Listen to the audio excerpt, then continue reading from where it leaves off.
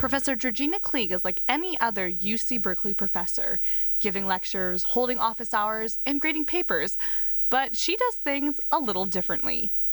Professor Kleege is legally blind. It was diagnosed when I was 11, and I think I probably was losing my sight for some time before that. She relies on new technology to carry out everyday tasks of being a professor. Can you describe some of the maybe technologies that you use, grading papers, reading emails? How do you go about these tasks? The main technology I use is a synthesized voice text-to-speech software that's in my computer. And it allows me to read everything from my email to student papers to the text that I may be teaching. As an English and Disability Studies professor, she's written books that deal with the experience of blindness.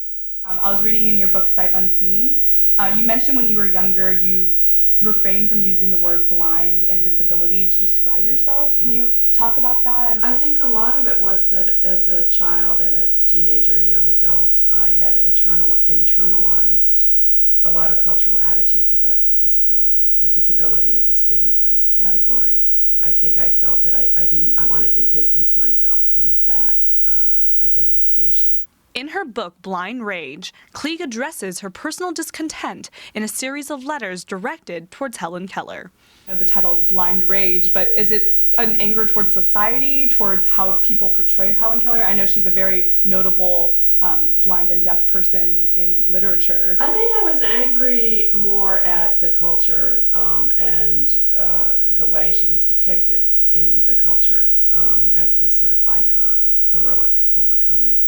A lot of your literature and your classes focus on the representations of disability in media, books, movies.